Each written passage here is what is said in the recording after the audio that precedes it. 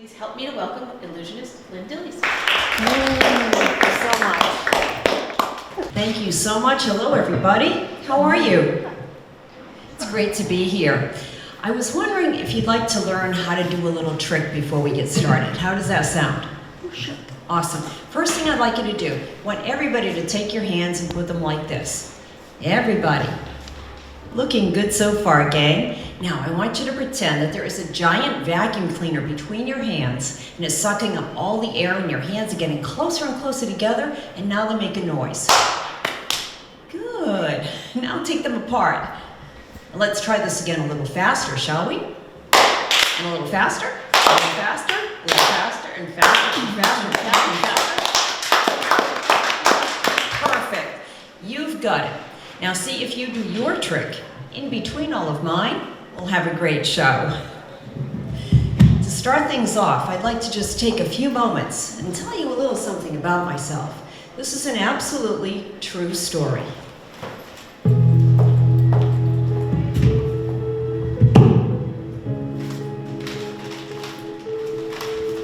When I was a little girl, I was so shy.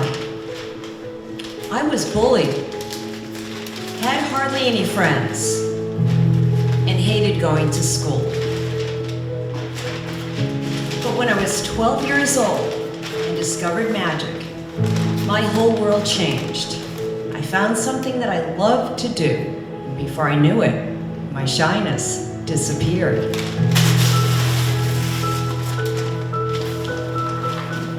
The problem was how to get started. See, I grew up in a very, very small town with no magic shops around. The only thing open all night was a mailbox. And every third kid was named Opie.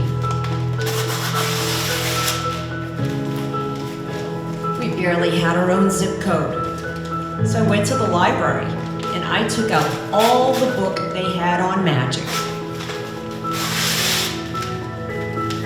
And I read it over and over again.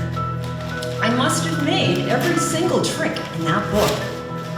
And I couldn't wait to get home from school every day, just so that I could practice my magic. I was so excited when I finally got my first birthday party show.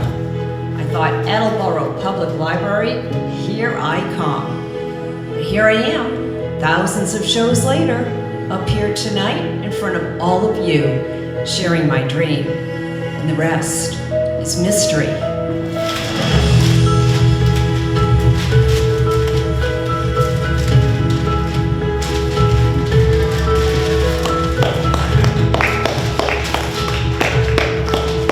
Thank you so much.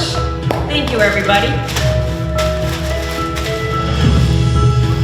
Oh, I told you we were going to have a good time. And speaking of having a good time, right now I'd like to try a little experiment where I get to know some of you in the audience a little bit better. I was wondering if I might be able to have the help of perhaps this gentleman over here, sir. Would you like to come up over here for a moment? Be great. Hello there. How are you? Fine, you? Good, thank you. And your name is? David. That's correct. Nice to meet you, David. David, we're going to have a little fun. What I have here are some cards. I want you to notice that all the cards are different. Of course, they make them that way on purpose so we can tell them apart. With me so far, David? Sure. Just checking.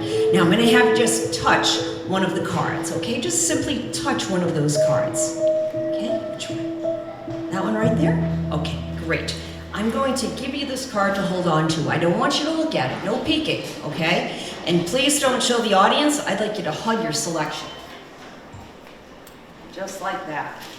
David, you've just made a playing card. Very happy. No peeking, and you may return to your seat to thunderous applause.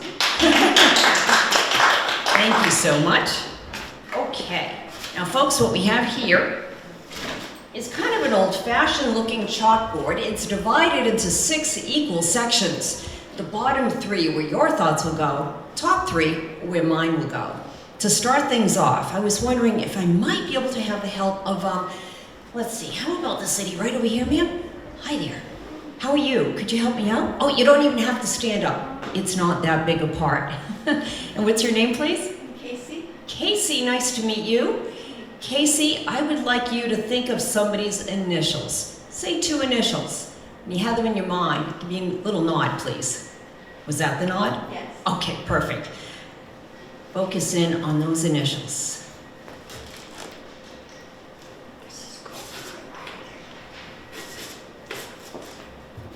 Casey, a piece of cardboard goes over my thought. Please tell the audience and myself the initials you were just thinking of. L-E. L-E. Write down L.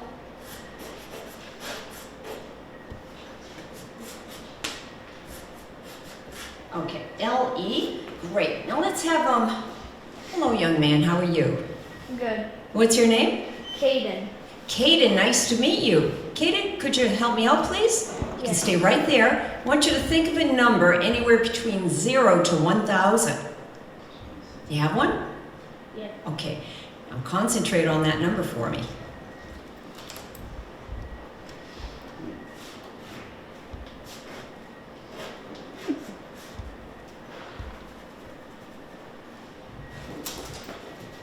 A piece of cardboard over my thought. Caden, please tell the audience and myself the number you were just thinking of. 240. 240. Okay. Now let's have, oh gosh, I'm so sorry. So Dave. what's your name again? Dave. Oh, Dave. Thanks, Dave. You've got a great memory. Yeah? Dave, I'd like you to take a little peek at that card you selected, just you. Get a mental image of it in your mind, please, okay? Great.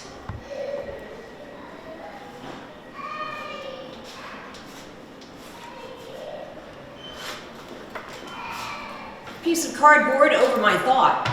Dave, please tell the audience and myself the name of the card that you selected. Ace of spades.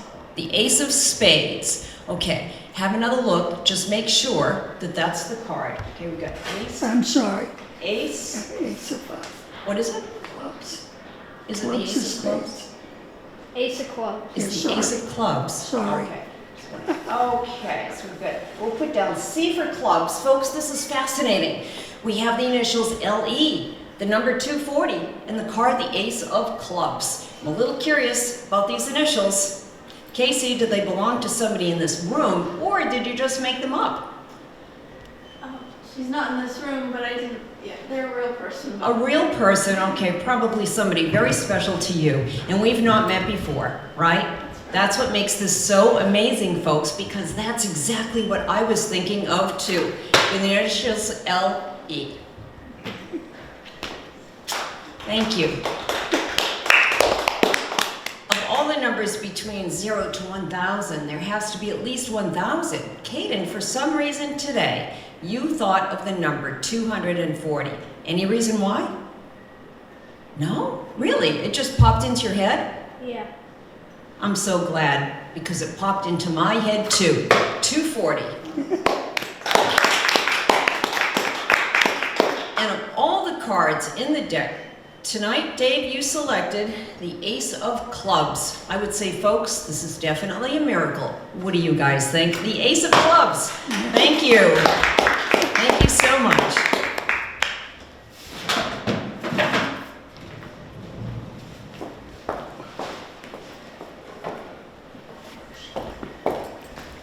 You know, the other day someone asked me if I'm a medium. I said, no, I think I'm an extra small. Now, folks, what I'd like to do right now is take you way back in time and share with you one of the very first things that I ever learned how to do starting out in magic, and it goes like this. It's a card, and it has 1 dot on this side, 4 dots on this side, 3 dots on this side, and 6 dots on that side. Hello, remember that little trick that I just taught you at the beginning of the show? You can do it now if you'd like. Thank you for remembering. Now, since you folks are being such a great audience tonight, small but mighty, I must say, I thought it'd be kind of fun to let you in on the secret of this so you can learn how to do it and show your family and friends. Very simple. All you have to do is get a piece of cardboard, magic marker. You're going to draw 5 dots on this side and then 2 dots on that side. You just take your hand, you cover up this dot, and make it look like there's 1 dot on that side. On this side, where there are 5 dots, take this hand, cover up this dot, and make it look like there were 4 dots on that side and 1 dot on that side. Now in magic, the technical term for this is called covering up the dots. And by the end of this whole thing, when you finally figured it all out, well, that's called connecting the dots. So you start out, you've got 1 dot on this side, 4 dots on this side. Here's the sneaky part. When you turn the card over, you very quickly remove your hand off the dot it was covering, making it look like there are 3 dots on that side and 6 dots on that side. You folks have that so far? Are you taking notes, Caden? Yeah. I hope so. Now, if you do show this to somebody, don't be surprised if they want to really see that there are 6 dots on this side and then 3 dots on that side. That could pose a big problem because first you show that there are 4 dots, 5 dots. You'd have to somehow remove this hand to make it look like there are 6 dots on that side, and then 1 dot, 2 dots, and 3 dots on that side. You know, we really shouldn't do this too much longer, folks, because we'll all end up seeing too many dots. Thank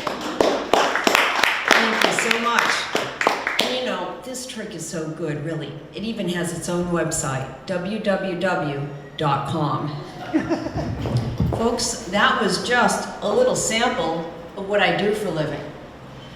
And as much as I love wowing audiences, I knew that someday in my magic career that I wanted my magic to be used in a way to make a difference in people's lives, to contribute something positive to society. And in 2007, I was hoping I found the answer. The presidential election was gearing up, and I kept thinking of my dad, Lyn Dillies, who I had lost a few years earlier to cancer. My dad played a big role in my career, and he loved politics. He ran a lot of political campaigns, and I would tag along and hold a campaign sign and hand out postcards. And he taught me that, you know, every vote matters and how important voting is. He was becoming really concerned about voter apathy happening in our country. My dad would always tell me that people working together can create change. He witnessed evidence of that himself during the civil rights movement. Now, all of this whirled around in my head, and before I knew it, I had a brainstorm of a magnificent illusion that I could perform that would deliver a visual message about the importance of voting. And the more I thought about this, I said, wow, this could be some part of something so much greater, like a public service campaign. I could have a voter rally. The illusion would be the finale to all of it, and then pave the way for my mission to continue, which is why I'm here tonight. And I thought, I will call this initiative, Your Vote is Magic, in honor of my dad. The illusion that I dreamt up had never been attempted before. I didn't even know if it would work. The concept was in front of a live audience that I would make the 2 live political mascots appear out of thin air, a donkey and an elephant. The donkey representing the Democratic Party, the elephant representing the Republican Party. And as we know, the Democratic and Republican parties are the 2 main political parties in our country. And a political party is an organization of voters who have similar ideas on how the country should be run. Now, I started to wonder, what is the deal with these mascots? How did they originate, and why are they still so significant? Here's what I found out. In 1828, Andrew Jackson was running for president. His opponents called him strong-willed, stubborn, and a jackass. Jackson was amused by the concept, and he decided to turn a potentially damaging situation to his advantage and use the donkey image in his political campaign. That's the first association that a donkey ever had to the Democratic Party. Well, his strategy worked, because not only did he become president, but his picture is still on our $20 bill. Fast forward to this guy, Thomas Nast. Nast was a political illustrator, did a lot of work for Harper's Weekly magazine. And in 1870, he featured the donkey image in this anti-Civil War faction cartoon. It was called A Live Jackass Kicking a Dead Lion. The public latched onto it, and by 1880, the donkey became the official symbol of the Democratic Party. Now, a number of years later, President Grant was considering running for a third term. Nast, being a Republican, decided to incorporate an elephant into this famous cartoon called the Third Term Panic. He felt an elephant represented a sign of strength, and as you can see, he's labeled the elephant the Republican vote. The elephant is scaring away all these animals at a zoo. First in line was the the donkey, dressed in a lion's skin to show that it was intimidated. That's all it took for the elephant to become the official symbol and mascot of the Republican Party. Now these mascots, they really caught on. Another really famous political cartoonist was Clifford Berryman. Did a lot of work for the Washington Evening Star and the Washington Post. He had a very whimsical style, and he drew thousands of these mascots during his career. Here are a few of my faves. The fact remains that about 150 years later, that these mascots are still as popular as ever. So whenever there is a big election coming up or major political news, you can be guaranteed they'll show up in the media. Well, let's check out our mascots. This is Emily. Emily is an Asian elephant, and she loves red seedless grapes. And here's Abner, a standard donkey who loves peanut butter pretzels. Their treats would become an important part of their training program. I think I found the perfect mascots to represent the Democratic and Republican parties. Now, before I continue, I just want to let everybody here know that I don't proclaim to be a voting expert or a voting historian. I just want to share with all of you what I've learned throughout my Your Vote is Magic journey about voting. And hopefully, you'll learn a little something too and feel inspired and empowered. To prepare for Your Vote is Magic, I wanted to talk to some folks and get their feelings on voting. And it really seemed like most people were genuinely concerned about whether their one little vote mattered. You know, it's just like one little vote. Does it really make a difference? It turns out that every single vote makes a difference. Now, this is Mike Rodrigues. Mike Rodrigues was running for state representative. My dad was really involved in his campaign. It was such a close race, they had to have a recount. My dad stood by, watched every vote be counted. Mike Rodrigues won by 7 votes. Every vote mattered that day. Mike Rodrigues is now a state senator. Here are a couple of other examples of some close elections, and folks, these are just really skimming the surface, but check them out. In 1839, Marcus Morton won the Massachusetts governorship over Edward Everett by a single vote. Morton had unsuccessfully run for governor 12 times. 1948, in a primary for one of Texas's 2 Senate seats, Lyndon Johnson earned the ironic nickname Landslide Lyndon for squeezing out an 87-vote victory. April 11, 2012, in Rochester, Massachusetts, a park commission contest was held for a seat on the board. Kenneth Ross won the race against incumbent Travis Lally by 1 vote. The count was 120 to 119. Well, every vote mattered that day too.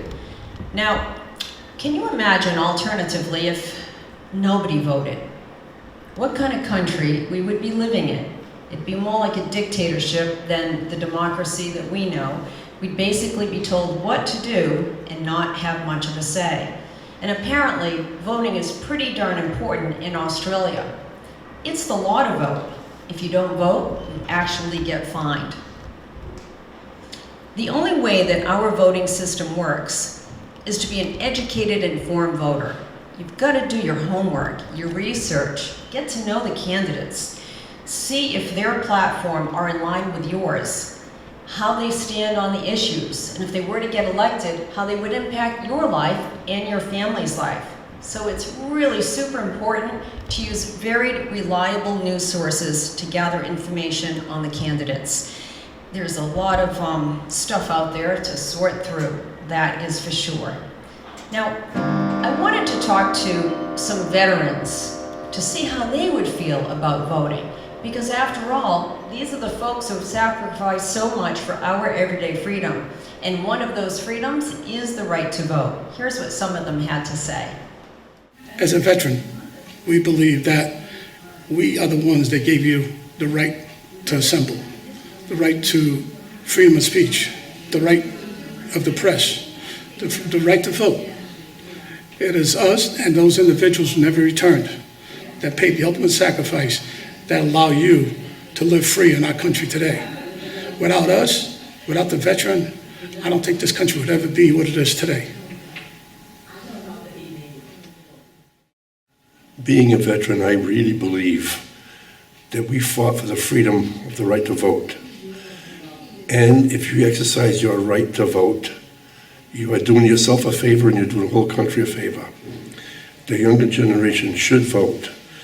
They don't remember the war that we were in, and to say that they have that right to vote, they should register as soon as they can, whatever party affiliation they are. Your vote is very important in all walks of life, whatever you do, and whatever you say.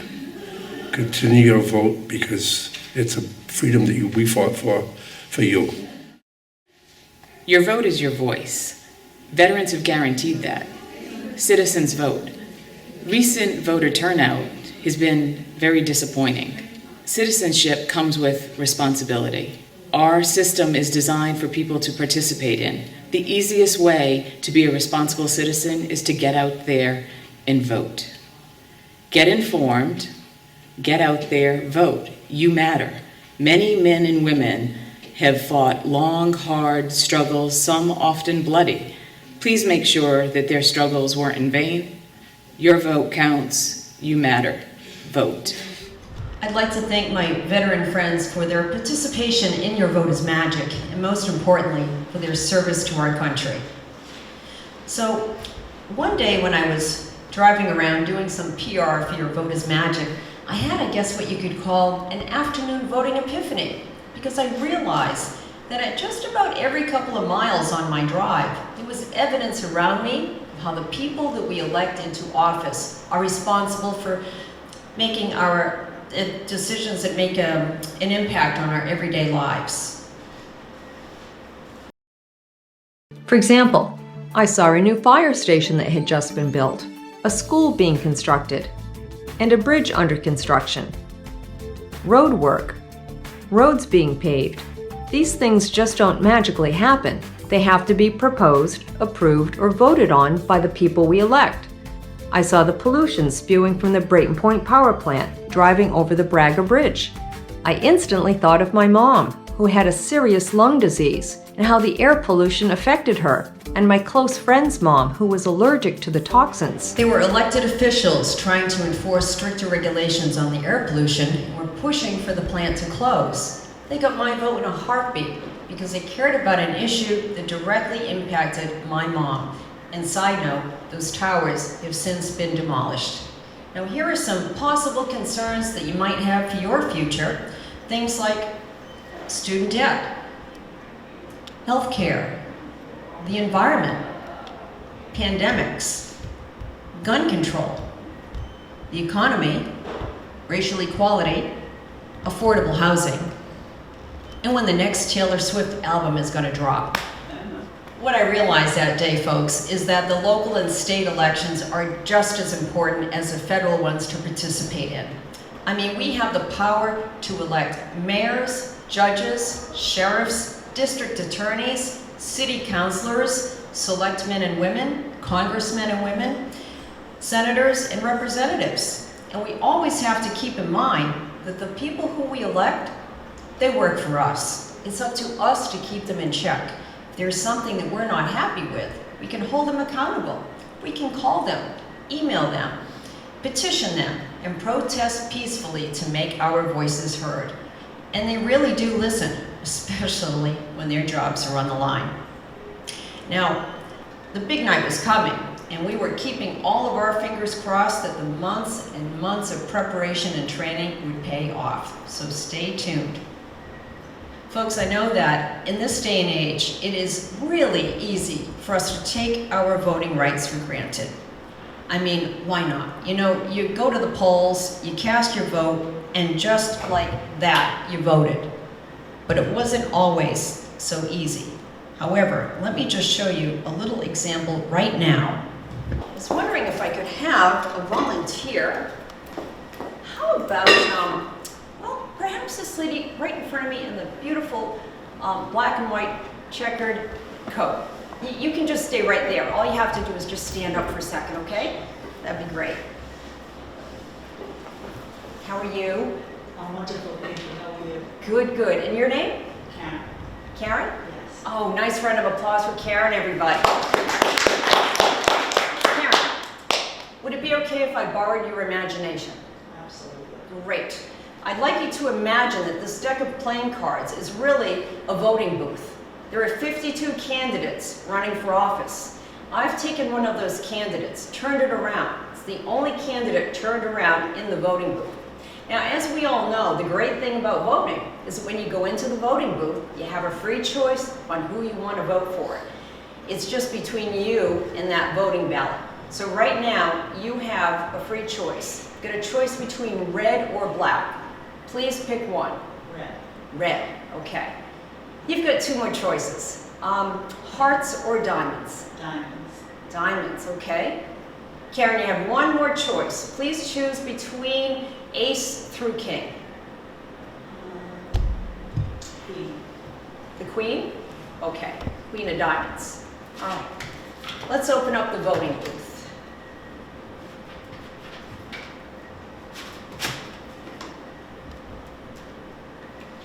Okay.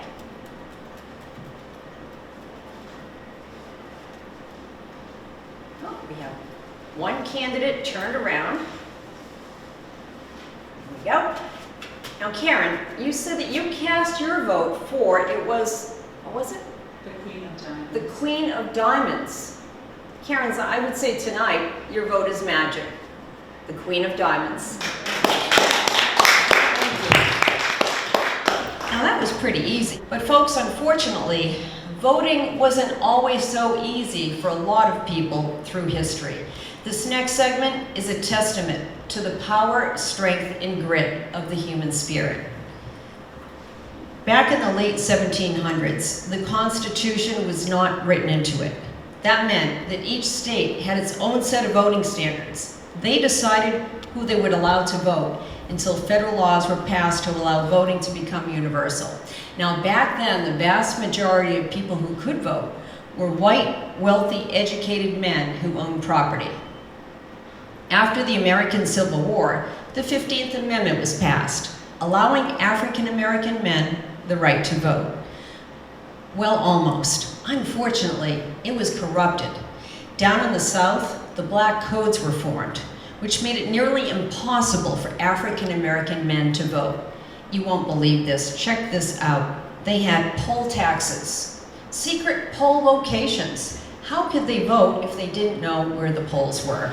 Literacy tests. Many of them back then couldn't read or write. How in the world could they pass a literacy test? And they even had them guess how many jelly beans were in a jar or how many bubbles were in a bar of soap. The same thing was happening in the southwestern part of the country to the Hispanics. Now, along with minorities, women weren't on the radar either when it came to their voting rights. Going forward, you're going to hear me mention these two words a lot. Suffrage, which means the right to vote in a political election, and suffragist, which means one who fights for the right to vote.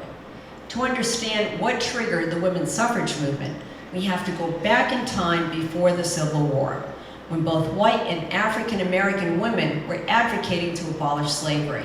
They gained a lot of experience through their activism, from speaking in public to pursuing legislation that would put an end to slavery. Elizabeth Cady Stanton and Lucretia Mott were two activists who were a force together. Stanton was an eloquent writer, and Mott was a powerful speaker. In 1840, they attended the World's Anti-Slavery Convention in London. And just because they were women, they weren't allowed to participate. Basically had to sit in the back of the class, so to speak. Well, they were disgusted, and it motivated them to fight for women's rights in the United States. In 1848, they organized the first women's rights convention in Seneca Falls, New York.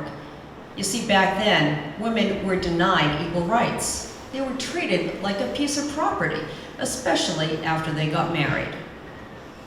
Here is a list of what women could not do. No voice in the laws. No independent rights after marriage. No custody of children in case of divorce. no right to a college education, no opportunity to enter most professions, and last on the list, no right to vote. They were growing so tired of feeling invisible. Over 300 men and women gathered in a small chapel where the convention was held.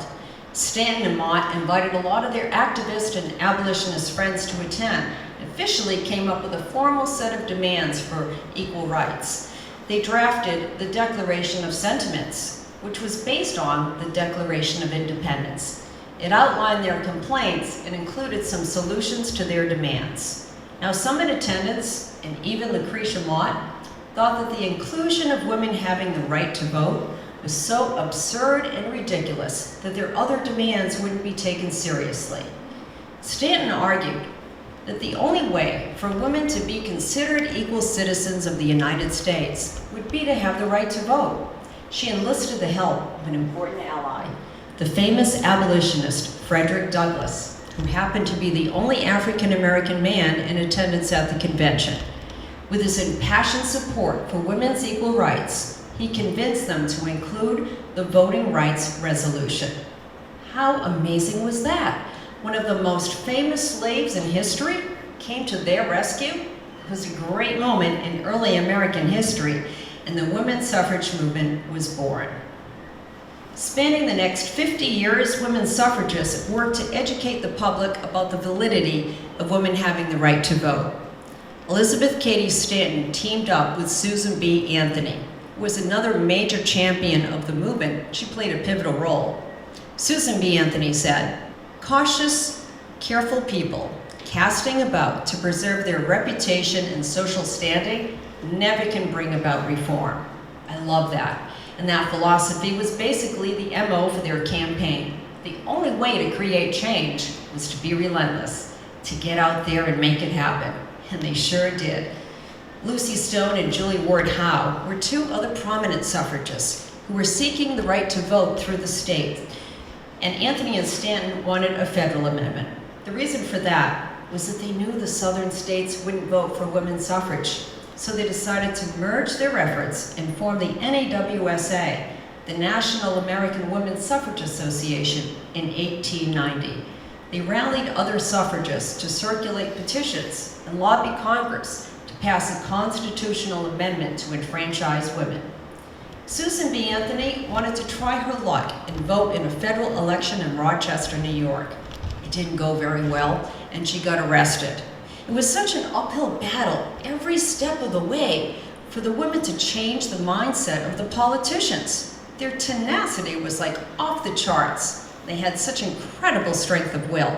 I mean, think about it. They had to ask men to relinquish some of their power so they could vote. No group ever relinquishes power that easily. In the early 20th century, the women's suffrage movement gained major momentum. More and more women throughout the country realized that they needed to be able to vote to make a difference. So two main suffrage movement organizations were formed with the same mission, but with different strategies. The largest was the NAWSA, and its leader and eventual president was Carrie Chapman Catt. Catt always claimed she was a suffragist at 13 years old. Her parents wanted Horace Greeley to be elected president. Well, Carrie was so excited to go with her parents to the polls, she just assumed that her mom would be voting too. And when she learned that she couldn't, her dad said, "Voting is men's business. Men are the only gender who can fight in the war." Well, this did not sit well with Carrie at all. And she said when she grew up, she was going to change that. She claimed it wasn't a square deal, that men could vote and women couldn't. Carrie Chapman Catt became a dynamo, and with her passion and organizational skills, grew the NAWSA to a few million members. And later in life, she founded the League of Women Voters. Two other prominent heroines were Alice Paul and Lucy Burns, who joined the cause. Alice Paul was a Quaker who studied abroad and was very inspired by the militant approach Great Britain was using in their fight for women's suffrage. In 1913, Alice Paul and Lucy Burns organized a massive parade in Washington, D.C., and their timing was perfectly planned. It was the day before Woodrow Wilson's inauguration. They wanted to make a bold statement to the new president in Congress that they weren't messing around about their voting rights. There were at least 5,000 marchers. Famous suffragist Enos Milholland led the parade. Many marchers were attacked by thousands of male spectators who tried to block the parade. They were verbally and physically abused. The police failed to protect them, but they had still accomplished their goal. The parade helped change the trajectory of their movement. It was brilliant strategizing.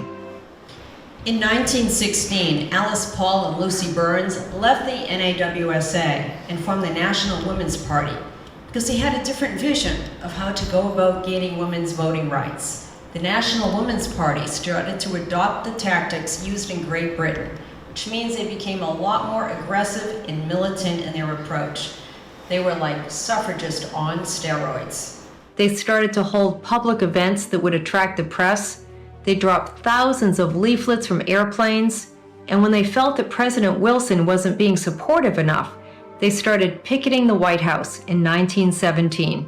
The protesters were called Silent Sentinels because they protested without speaking a word 6 days a week for hours on end. They would sometimes even chain themselves to the White House fence. They were occasionally arrested and would rather go to jail than pay a fine for something they didn't feel was illegal. The conditions at the District of Columbia Jail and Occoquan Workhouse in Lorton, Virginia were just horrible. The food was worm-infested, the water was unsanitary to drink, and there were rats running around. Warden Whitaker, who was in charge of the jails, threatened the women that if they didn't stop protesting, the conditions would be even worse. The suffragists remained defiant. On the night of November 14, 1917, the unthinkable happened. It was called the Night of Terror. 33 suffragists were arrested and sent to the Occoquan Workhouse prison. Warden Whitaker decided to punish the women because he didn't think they were listening to his advice and were being disrespectful to President Wilson. He ordered his guards to use brutal force on them. Lucy Burns' hands were shackled over her head to the top of her cell, forcing her to stand up all night in a dark, dirty cell. Many women were unconscious from being slammed on an iron bed or bench. One suffered a heart attack. None of them received medical attention until the next day. Some of the women went on a hunger strike and then were force-fed by the guards. As horrific as all of this was, the suffragists were finally starting to see some hope because the word was slowly leaking out to the press about them being tortured and the inhumane conditions at the jail and why the heck they were even there in the first place. They knew that after fighting so hard for 70 years that this was finally their window of opportunity to never feel invisible again. And speaking of window of opportunity, I would now like to show you this next illusion that I would normally do on a big stage in an auditorium or theater.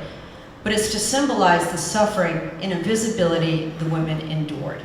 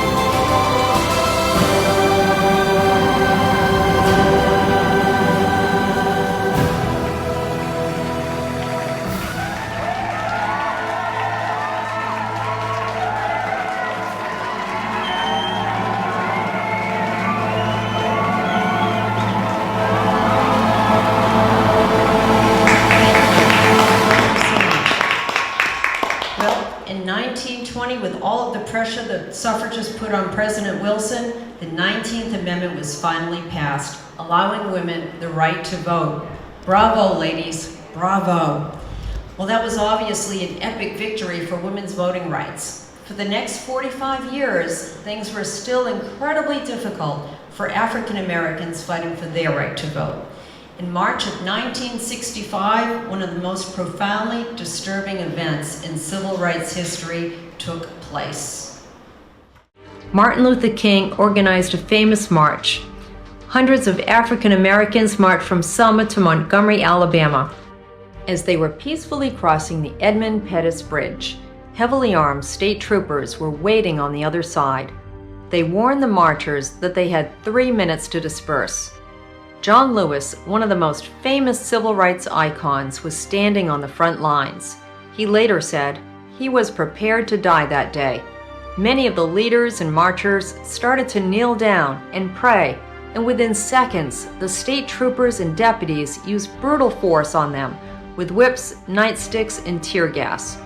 John Lewis, amongst many others, were savagely attacked, and his skull was severely crushed.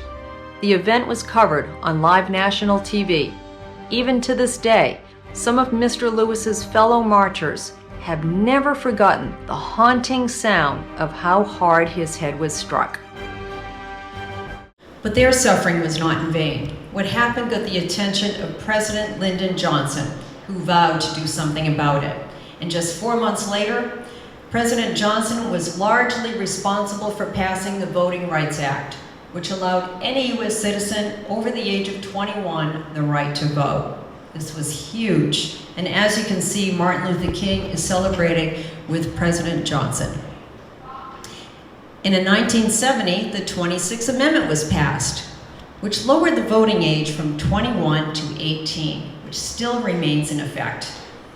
Now, folks, I know that it is really hard for us to wrap our brains around just how much voting meant to women and minorities. They were willing to put everything on the line fighting for their right to vote. I mean, some sacrificed their lives. They just wanted to feel validated as a human being and have their voice be heard. They just wanted to feel like they mattered as much as anybody else. It's basic human rights.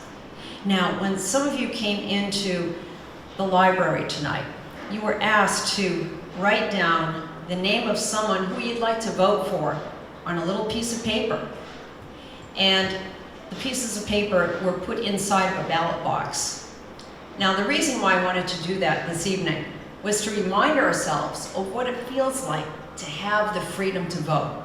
But can you imagine, as you were just putting your vote into that ballot box, that somebody came along and said, you can't vote because of the color of your skin, or your gender, or your ethnic background? You can't vote? Can you imagine how you would feel about that? I mean, folks, we've come a long, long way with our voting rights. We can never get complacent or take our voting rights for granted. Now, I thought that it might be kind of fun right now if we have Darcy bring up the ballot box. And these two ladies, they're more than welcome to vote if they like. Okay, all right, so let's have Darcy. She'll bring this right over here. Okay, Darcy, place it right there. Okay. All right, perfect. I'm gonna have you stand right over here for me, please. Okay. And you can vouch for the fact that once I gave you this ballot box, I did not go near it at all, right? You did not. Didn't touch it, didn't look at it, okay? Yep. Been out of my possession. Perfect. So the first thing we're gonna do is open up the ballot box. Looks like this. And I'm gonna have you please mix up all the votes. And then you can please select one vote, Darcy, just one. Okay. Okay, just one. Have you got it? Yep. You don't tell me what it says quite yet. All right, now, folks, before I came here tonight, I brought with me a picture of someone who I thought you would vote for. My hope is that my prediction will match the name on your paper. Now, you've got to admit, there could be an infinite amount of possibilities in that ballot box. We could have anybody from Mickey Mouse to Mickey Mantle, who knows? But you all had a free choice. The beautiful part about voting. Darcy, when I count to 3, tell the audience what the name on the paper says, and if this matches, that would really be incredible, wouldn't it? It would. Here we go, 1, 2, 3. Okay. What's it say? Tom Brady? Ooh, Tom Brady, huh? I'd vote for Tom Brady. No, but really it says Tom Brady? That's what it says. Huh. Okay, everybody. We have Tom Brady at 6 months old. It's Tom Brady. Look at those eyes. It's Tom Brady all day. Wow, what a miracle. No, actually, Darcy, I think this is a miracle. Tom Brady. Thank you, Darcy. Thank you so much. Well, everybody, it was crunch time. The trust for the illusion arrived unassembled. It was like putting together a giant Lego set. I want you to all sit back and enjoy what made magic history, and is really the reason we're all here tonight. And now, ladies and gentlemen, with great delight and pleasure, please welcome America's premier female illusionist, Lyn Dillies.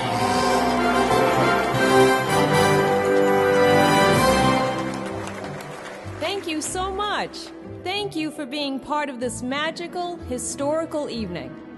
To celebrate our freedom to vote, I've created something a little special to show that we all have the power to make a difference.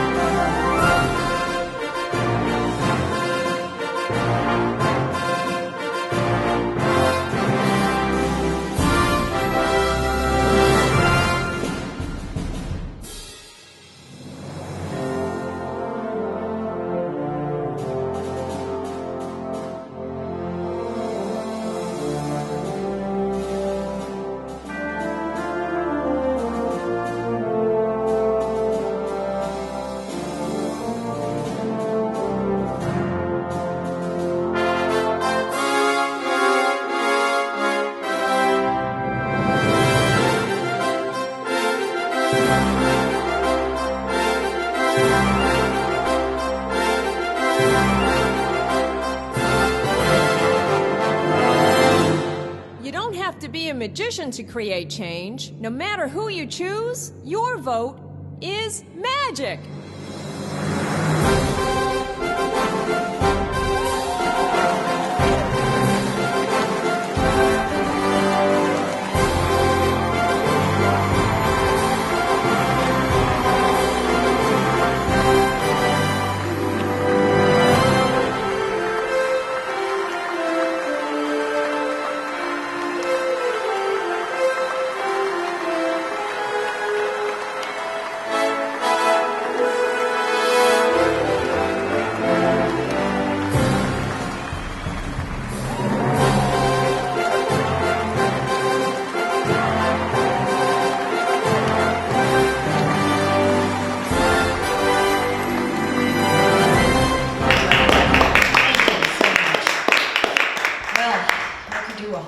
On that illusion, I'll tell you that.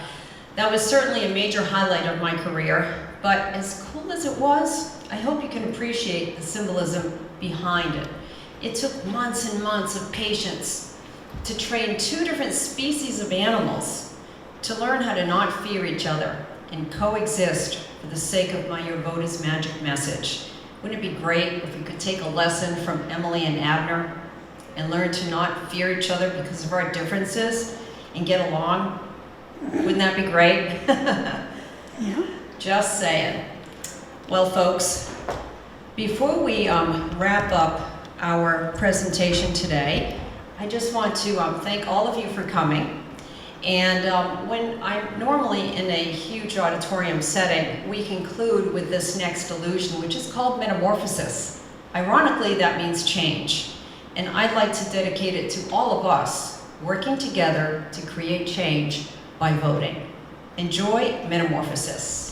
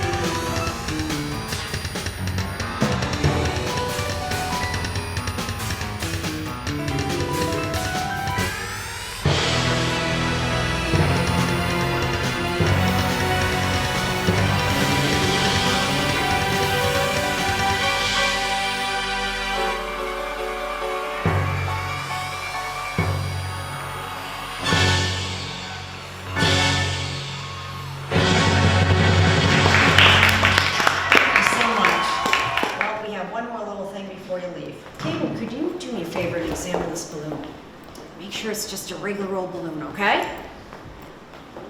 Does it look good? Okay. All right, you know what we're gonna do? We are going to write vote on this balloon, okay? Now, when I count to 3, I would like everybody to say together, your vote is magic, okay? And watch for a miracle. Ready, folks? 1, 2, 3. Your vote is magic. Thank you, everybody. Thank you so much for coming. Thank you. And don't forget, vote on November 5th. Your vote is magic. Thank you.